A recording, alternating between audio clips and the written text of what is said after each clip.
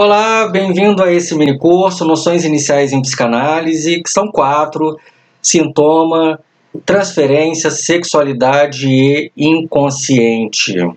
Meu nome é John Walton, eu sou psicanalista e também psicólogo clínico e hospitalar. Vou falar um pouco sobre esse mini curso. O objetivo desse mini curso é apresentar algumas noções iniciais em psicanálise. O curso será composto por 4 aulas, cada uma das aulas será sobre uma das noções iniciais. Então, a primeira aula, que é essa de agora, vai ser sobre o sintoma. Vou falar sobre o sintoma daqui a pouco. A aula 2 vai ser sobre transferência, a aula 3 sobre sexualidade e a aula 4 sobre o inconsciente, que vai fechar o mini curso. E esse curso é para você que estiver interessado em se aproximar da psicanálise, em saber algumas noções iniciais dessa área, desse campo de trabalho e de saber e de abordagem do mal-estar psíquico.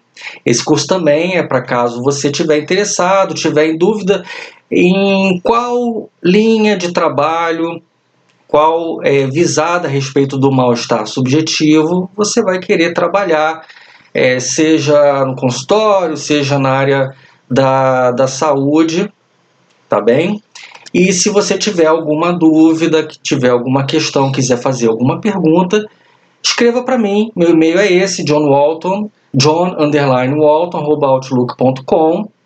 Escreva um e-mail que eu vou responder você.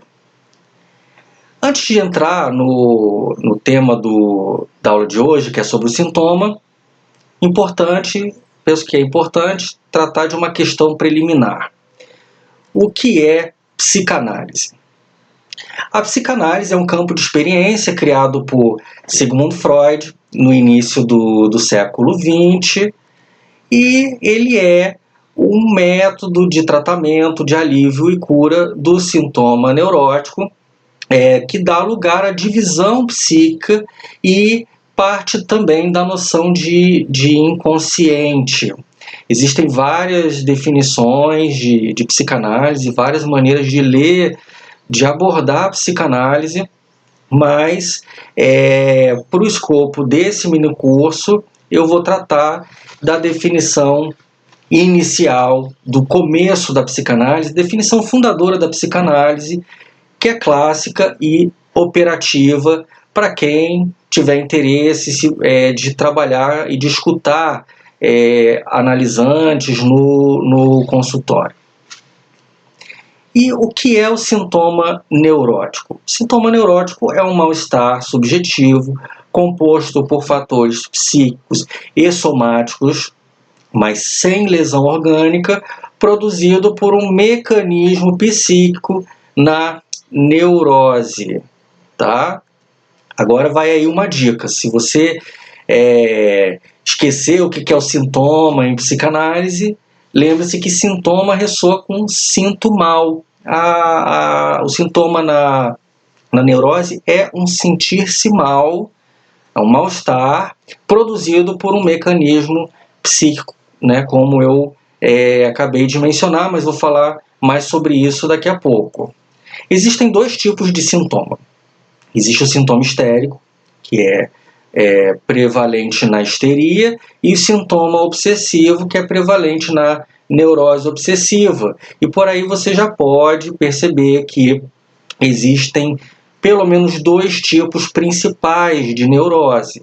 Existe a histeria e também a neurose obsessiva. Na histeria, o sintoma prevalente é o sintoma histérico, e na neurose obsessiva é o sintoma obsessivo. Agora eu vou falar para você um pouco das características dos sintomas neuróticos. As características elas vão variar de acordo com cada uma das declinações da neurose, de acordo com a histeria e também a neurose obsessiva. O sintoma histérico tem por características as paralisias, as contraturas em parte do corpo, cegueira. Por aí você já pode verificar que o sintoma histérico ele tem efeitos em partes do corpo. E ele também tem outras características muito importantes. O sintoma histérico pode provocar fenômenos de dissociação da consciência, amnésia, ele se modifica com palavras, se modifica pela sugestão, se modifica pelo trabalho sobre o sintoma na análise. O sintoma histérico ele também produz ansiedade. Ansiedade é um sintoma muito frequente hoje em dia nas neuroses. E os sintomas obsessivos? Caracterizam-se por procrastinação, pensamentos e comportamentos obsessivos e também ansiedade. Ansiedade é um sintoma comum na neurose, seja na histeria, seja na neurose obsessiva, e como eu mencionei agora há pouco, é um sintoma muito frequente hoje em dia. E o sintoma obsessivo mais importante, os mais importantes são a dúvida obsessiva e a racionalização. Agora eu vou falar para você um pouco sobre o mecanismo do sintoma neurótico. Qual é esse mecanismo do sintoma? O sintoma neurótico ele é consequência de uma operação psíquica. Essa operação ela começa com a defesa psíquica pela consciência ou pelo eu contra um real insuportável. Com essa defesa, conteúdos psíquicos indesejáveis pela consciência e pelo eu são mantidos fora da consciência. Mas essa operação ainda não é suficiente para produzir o sintoma neurótico, porque essa defesa ela falha inevitavelmente, e com a falha da defesa psíquica ocorre o retorno disfarçado de conteúdos psíquicos indesejáveis, desagradáveis para a consciência e para o eu, e com esse retorno, de forma modificada, ocorre também uma produção de mal-estar. Essa então é a operação que produz o sintoma na neurose. Mas o sintoma também tem outras características muito importantes. Ele provoca um incômodo estranho para o sujeito, se ele é percebido pela consciência dele, e ele é enigmático quando o neurótico interroga o seu sintoma. Uma outra característica muito importante é que o sintoma é um dos principais motivos que levam uma pessoa a fazer uma demanda de análise. Então, o sujeito ele fica incomodado com o seu sintoma, fica com mal-estar, um sentimento de estranheza a respeito de seus sentimentos, sua conduta, e por isso muitas vezes ele procura um analista. E o que o sintoma indica sobre o sujeito neurótico? Ele indica duas características muito importantes do sujeito. Ele indica que há uma divisão psíquica entre conteúdos conscientes e inconscientes, e ele é também uma via de acesso ao inconsciente. Então, aí, para você, um esquema que eu estou propondo sobre essa divisão psíquica, nessa divisão psíquica aí, produzido pela defesa contra um real insuportável, ele provoca aí uma cisão, uma separação entre duas regiões da vida psíquica. Uma região ligada à consciência e uma outra que fica fora da consciência. São dois lugares psíquicos importantes para que se possa iniciar aí uma aproximação com a psicanálise. E aí a outra característica também, isso nos leva a uma outra característica do sujeito, que é que esse local fora da consciência ele é o inconsciente, por isso que o sintoma ele possibilita um acesso ao inconsciente. E o que mais que o sintoma indica sobre o sujeito? O sintoma é a realização de uma mensagem do inconsciente à espera de decifração. Então, ele é uma mensagem cifrada, uma mensagem não decifrada, e por isso ele acaba se manifestando. Fica então à espera de uma decifração. E essa decifração é que indica a direção da cura, da qual eu vou falar agora para você. Que seria a direção da cura e do alívio do sintoma neurótico. Essa direção da cura ela tem duas características muito importantes. Ela precisa que o analisante ele entre num trabalho de regressão e de rememoração, que é outro nome da regressão psíquica, e ela se dá segundo o método da associação livre, que por isso é o método da psicanálise. Vou falar para você um pouco sobre a regressão ou rememoração, que é o outro nome.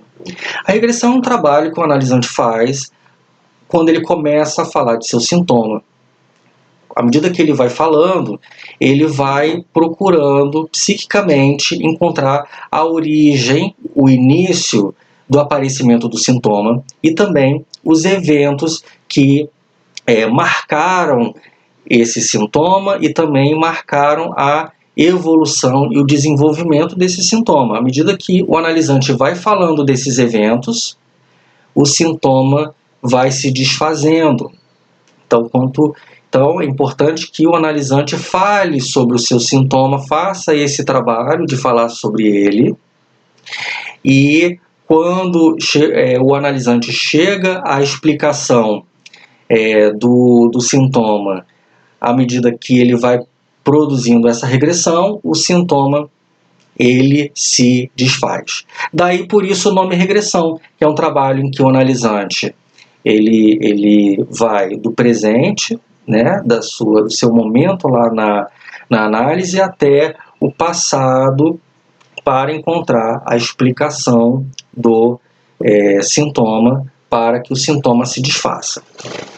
Mas isso só ocorre no trabalho de associação livre em análise. A associação livre ela é uma prática do analisante, uma prática de fala em que ele vai, a partir do momento que ele fala do seu sintoma, ele vai podendo falar livremente sobre todas e quaisquer representações psíquicas que lhe ocorram na consciência, sem nenhuma crítica, sem nenhum julgamento, mesmo que esses conteúdos pareçam insignificantes ou irracionais. Tá? Porque como o sintoma ele é uma mensagem disfarçada, o que o sujeito fala vai ter uma ligação com os motivos implicados no sintoma. Tá bem? Mas acontece também que durante esse trabalho analítico surge um fenômeno muito importante em psicanálise.